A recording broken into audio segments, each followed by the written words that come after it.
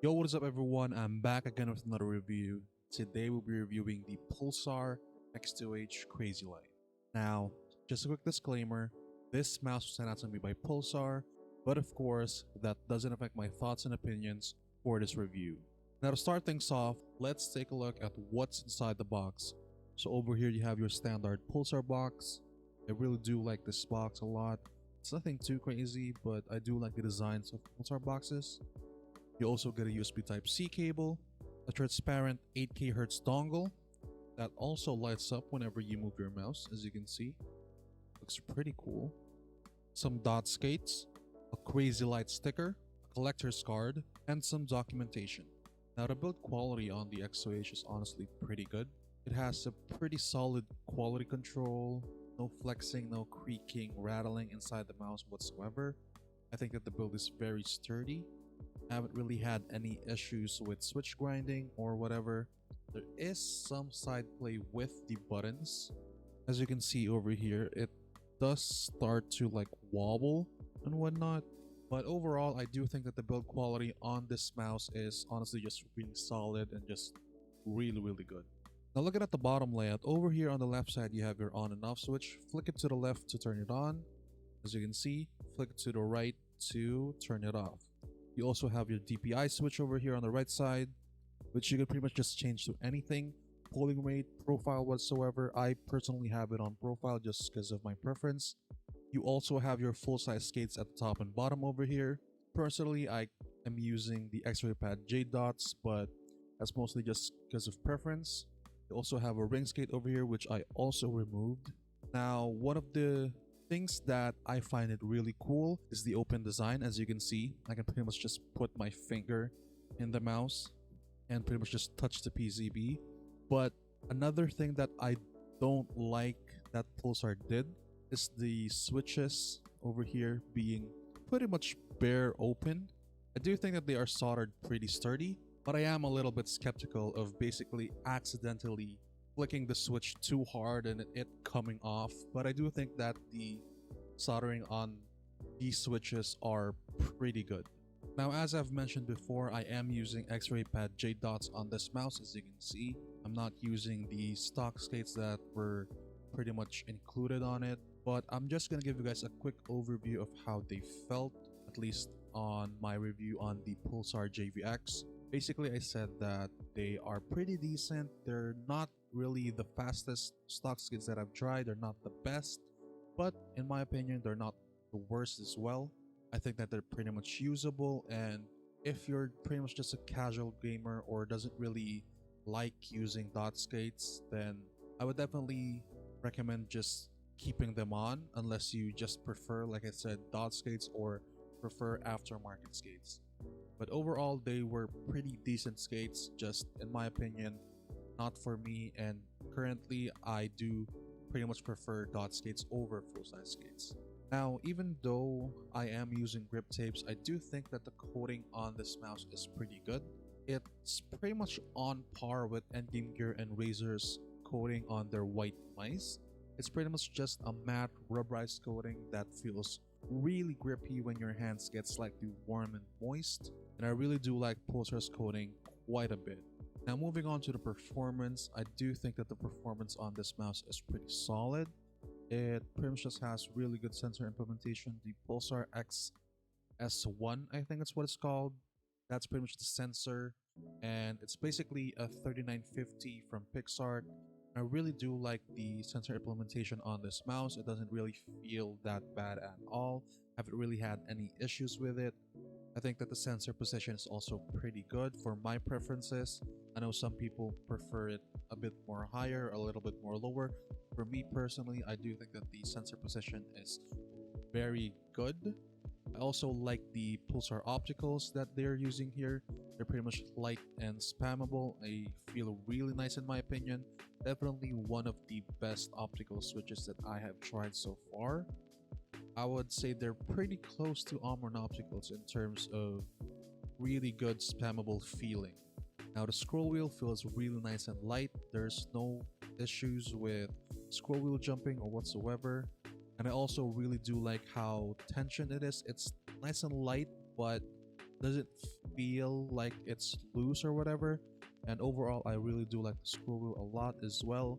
The weight makes it feel really good on FPS games and even on Kovacs. I think that it being sub 40 grams, it just feels really nice to hold and really nice to use when in game. And overall, just a really good performance for the Pulsar mice. I think that the X2H CrazyLight is no stranger to good performance when it comes to Pulsar mice, and I really did enjoy my time testing out this mouse, and I will most likely keep it in my rotation, occasionally using it from time and time. And just overall, I really do like this mouse a lot.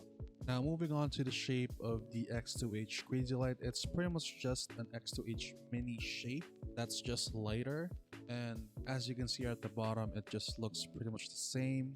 Over here at the sides, it just tapers inwards. As you can see, it's more of like an aggressive claw grip type of shape, and I do like those kinds of shape where it just forces you a little bit more to an aggressive claw grip shape, but I also like it a little bit smaller rather than bigger, just because I also use fingertip when I micro adjust in game.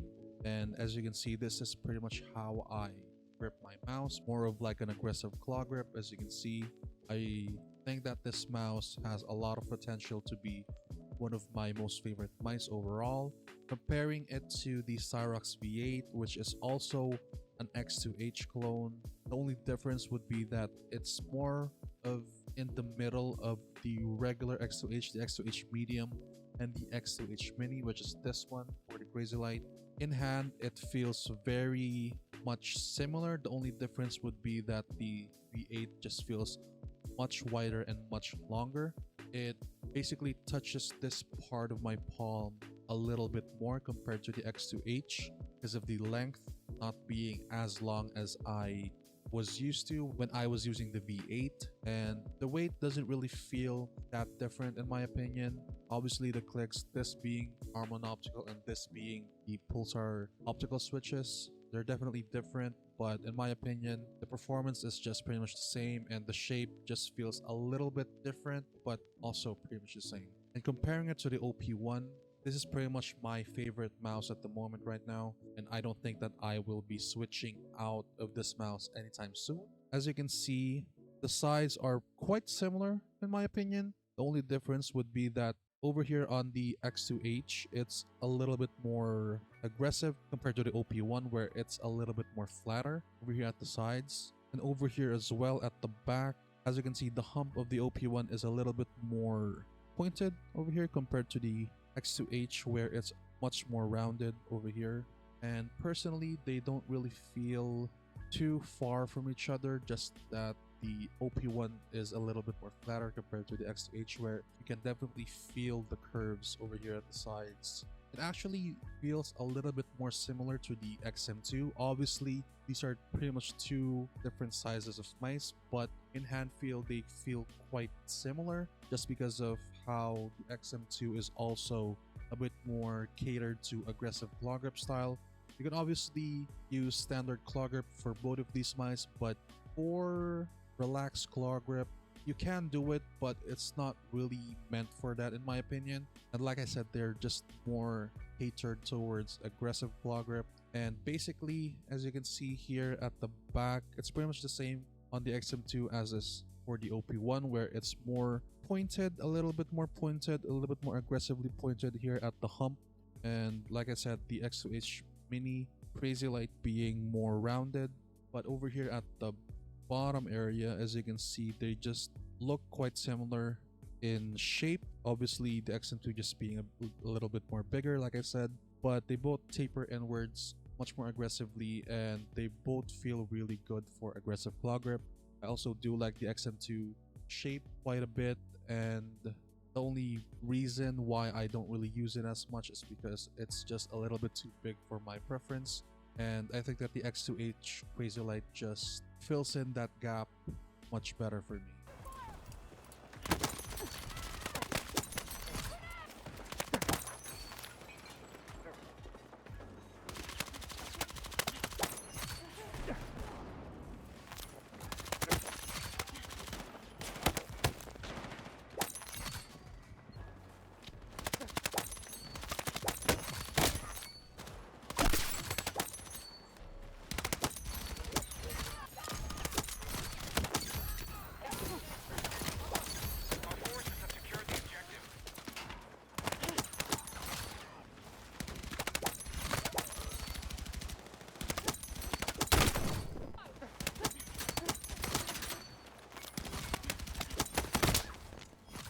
should you buy the Pulsar X2H CrazyLight Mini? In my opinion, I would definitely recommend trying this mouse out, but only if you're one of these ones. You're either looking for an upgrade to your current X2H to something a little bit more lighter. You're either looking for something smaller, more premium feeling than the Scyrox V8, but still keeping it under sub 40 grams, or you're either looking for a good small aggressive claw grip mouse. Maybe you like the XM2, but it just feels a little bit too big for your hands, and you don't really want to go to the OP1 just because it's much more flatter on the sides compared to the XM2. Then I think that this is a really good mouse to try out if you're one of those people that are having those issues. I think that the performance on this mouse is just really good. Like I said, the coating, the build quality, the switches, the scroll wheel, everything just feels amazing. Didn't really have any issues with it whatsoever. Maybe the wobble on the mouse 1 and mouse 2 might be a bit of a problem. I know to some people it's a little bit of a problem, but for me personally, I haven't really had any issues with it whatsoever. I pretty much barely feel it in game or when I am using the mouse. And like I said, just overall, it's a really good mouse. I can't really say much about it anymore. I just really enjoyed using it, and I will most likely keep it in my rotation from time to time. And it's definitely a mouse that I will 100% come back to if I ever need to use it again. Anyways, that's pretty much it for my review of the Pulsar X2H CrazyLight. Now, if you guys are planning on getting this mouse and also want to support me, make sure to use my affiliate link. Links to that will be down in the description below, as well as the links to my affiliates and discount codes for other brands. Also, make sure to leave a like and subscribe to my channel. It helps a lot for me to be able to make more videos like this for you guys. And that's pretty much it. Thank you guys so much for watching, and I will see you in my next video.